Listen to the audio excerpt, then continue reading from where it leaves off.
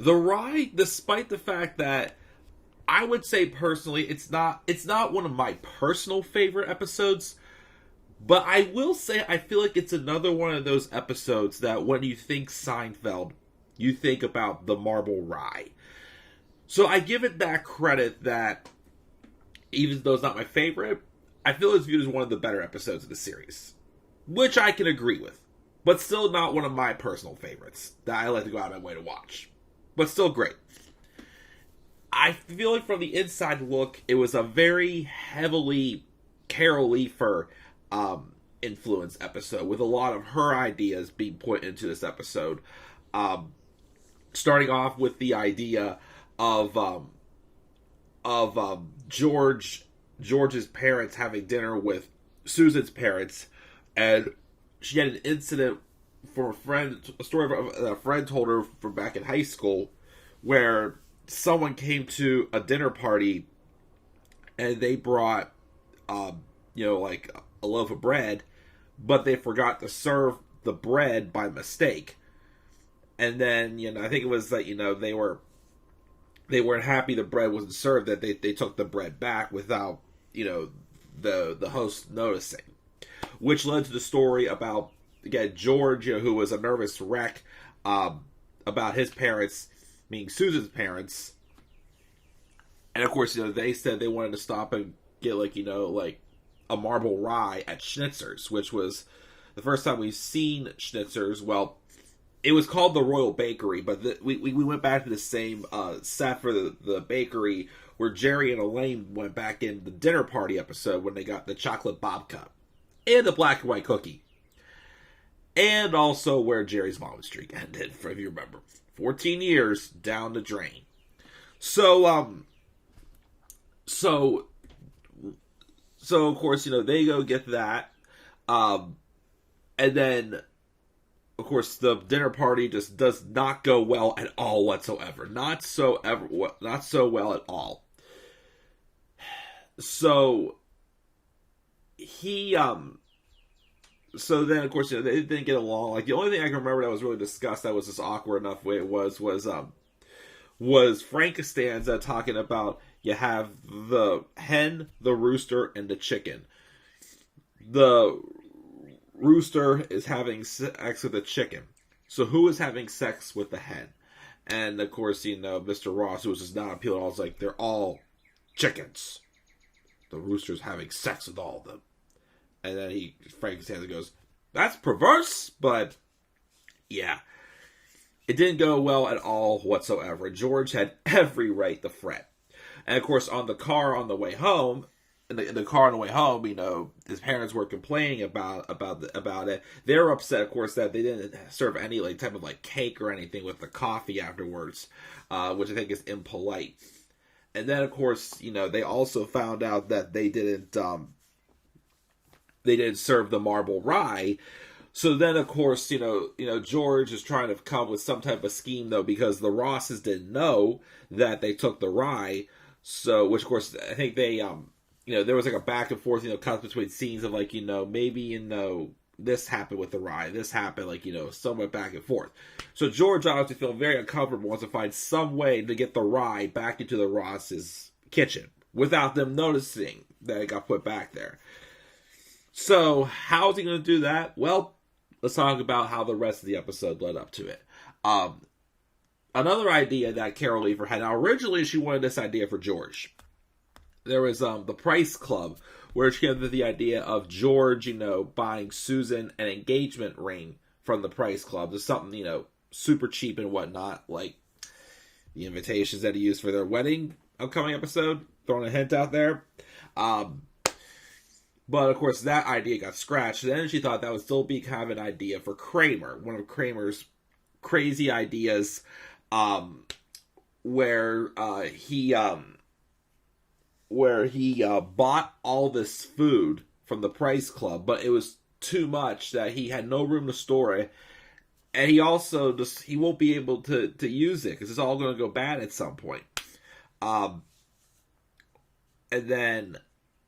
then also it led to him trying to find ways to try to get rid of his food, which led to the story also about how how Kramer had this neighbor who was going away. They basically asked if Kramer to watch his mail for him, and if he could also take out his handsome cab ride, which is a horse and buggy, while he was gone too. And the horse's name was Rusty. So Kramer decided to start giving some, like, for the fun of it, New York, Manhattan type tours with on the horse and buggy, which led to George having the idea that I think in a few days it was the Ross's anniversary. So the plan was he had George had set up, made arrangements with Kramer to pick up the Rosses. And while the Rosses were out on a horse and carriage, Jerry would go to the bakery, get another marble rye, and bring it back so that way George could put it in the Rosses' kitchen while they're out riding the horse and buggy. Well, there's two problems. First off, now, here's the thing. Jerry personally felt like, like Jerry Seinfeld himself felt like there needed to be one more obstacle. Larry David thought there needed to be one more obstacle to get that rye to George, which Jerry was like, no, we don't need that. We have that already. Let's just get, the rye to the house, because what they were going to have to try to do anyways, because of how the story about how the Rosses came back earlier than George expected, which I'll explain why in a second. He wanted to get to that because he thought that was going to be the funnier gag reel, the funnier part of the show to give a little more time to. But Larry kept insisting that there would be one last obstacle for that ride, which was the idea that Jerry went back to Schnitzer's, and even though there was obviously a lot of marble ryes still in the background, an older woman by the name of Mabel Choate, who would appear in a couple more episodes, who was played by Frances Bay, was in front of Jerry, and she got the last marble rye. And of course, the same lady who was, the counter clerk at the dinner party, when they got the babka and the hair on the babka, was there. But you're in luck, Mrs. Choate. It's our last one. And that's like her signature line. You're in luck. Insert name here.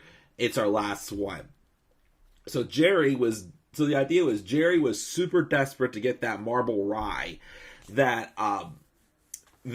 he literally was like offering her, all this money, where he went up to $50, but no matter what he said, Mrs. Choate kept saying, no, not happening.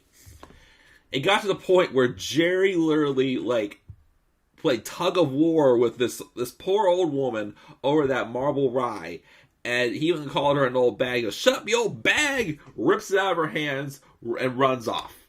Of course, it would come back to bite him later. Twice it came back to bite him.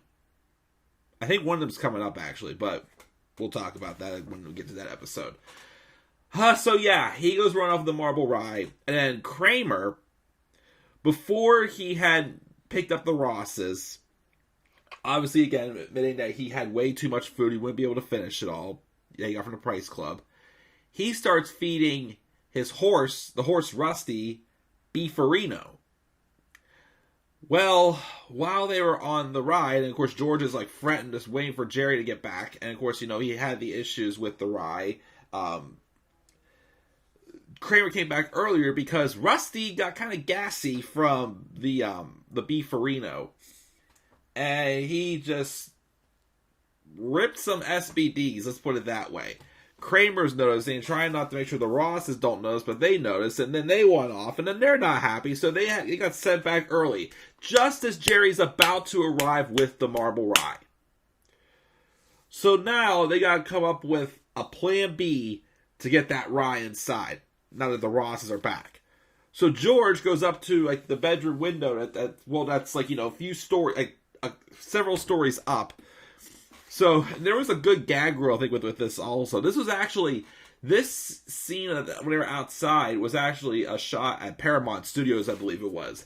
And I believe there was a moment where everybody was starting to get tired. It was around midnight, but I guess to kind of give them a second wind, for like 25 minutes, the cast and crew threw a snowball fight for the fun of it, and it kind of just like got their energy back up again. So George was standing like, several stories up high, and Jerry was like tossing him the marble rye, and of course it was not coming even close. And then Jerry and Kramer were arguing about the horse at the same time. It was just chaos. Of course, there was a gag reel, but finally, George came with this idea. There was a fishing pole inside the room he was in.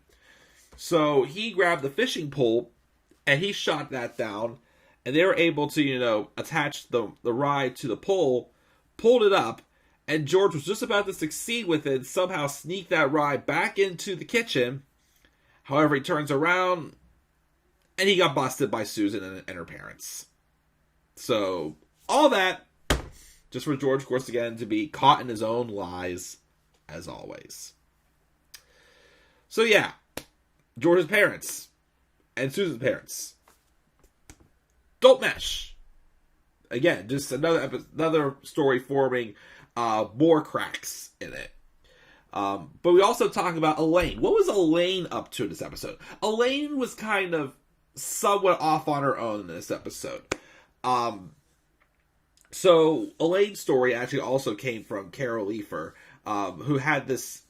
Carol Leifer had this musician friend that, they were friends, but, they seemed to have a little bit more of a connection than that. And I guess, musicians, you feel like, especially someone who plays like the saxophone or somewhat, you feel that, they have to keep their mouth for good use. And, things go one way it happened, and then, you're kind of wondering, how he basically the story was about, the idea was about, performing oral sex, basically, which, just like, well, when they did Shrinkage back in the Hamptons, like in the contest, the word they're trying to imply of what they're talking about wasn't even mentioned. It's like another, topic that, we gotta watch how we phrase this stuff and whatnot. Was just like, it was like being fiddled around with, and, they succeeded with it for sure. But, Elaine has this musician friend, and then, of course, Jerry is assuming that, because he's a musician. Like, we've seen in several episodes, like in Full House, there was an episode where DJ went on a date with a with a guy in the band that Jerry was, not Jerry, that Uncle Jesse was helping out, that goes to DJ's high school. I think he was like a year or two older. I can't remember. He was a little bit older than DJ, I remember, but he was still in high school.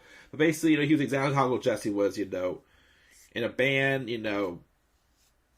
thinks about women a lot, he's, basically a guy who likes to lay it on hot and heavy, as, it was said. But then Elaine mentions how he's not really, into everything, implying obviously that he's not really an oral person. So I guess whenever in the scene wherever Kramer was trying to get like all that food from the Price Club up, he had help from a friend that Jerry that happened to know Elaine's boyfriend, John Germain. And I guess Jerry made some joke like, oh yeah, they're all hot and heavy. And I guess Elaine didn't like that, because what if it got back to the John that he said that, and of course John's not comfortable with that. And it did, and then she found out because John had written a song called Hot and Heavy. And Elaine then finds out later that, he was actually flattered when Dennis Clyde told him hot and heavy. And before his one show, he basically said, I got a few minutes. And then he was basically saying, I'm up to, adding a little material, basically. So they went off and they did their thing. Came back at the end, before his next show, and which, of course, he was a little late, apparently. And he seemed a little disappointed himself. To which, Elaine says, it's okay, you don't have to try so hard and whatnot. Well, putting your mouth to good use did imply here, because the guy sucked. He couldn't blow properly into his woodwind for the saxophone. And Elaine, just embarrassed, realizing that, I've ruined this guy's life, just slowly makes her way out the door. And that was the end of that relationship, pretty much. But yes, a very Carol Leifer influence episode with a lot of stories that she had put together, and ideas that she had. Jerry actually apparently said also in the commentary for this episode that this is his favorite episode of the series. Which again, like I said, I would say it's not one that I would rank up there as one of my favorites, but I definitely can understand why a lot of people probably hold this episode high. It was a fun episode to put together, it looks like. It had a lot of creativity put together. I definitely was more entertained by this than the Gum episode. The Gum was okay, but I just wasn't... I don't know. It wasn't one that just super interested me that much. But I think the Rye definitely did succeed. And of course, Miss Mabel Cho will be back. And she will get her revenge on Jerry for stealing the marble rye. And of course, again, the cracks just keep forming in Susan and George's engagement. And that was the Marble Rye episode, guys. Like I said, very Carol Leifer, influenced. Again, the outside shots of the Manhattan, horse tour that Kramer was giving was shot at Paramount Studios.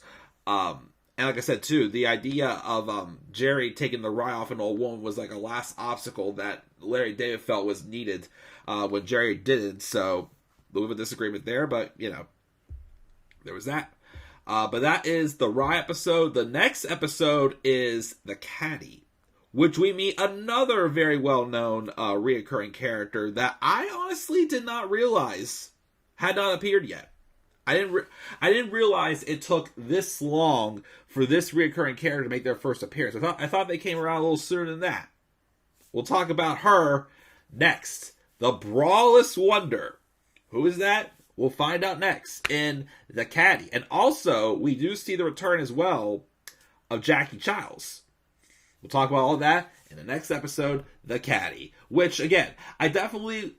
If you're ranking Seinfeld episodes from best to worst or whatnot, I'd probably rank The Rye over The Caddy. But as far as like my personal favorite, I feel like I do enjoy The Caddy a little bit more than The Rye. Personally.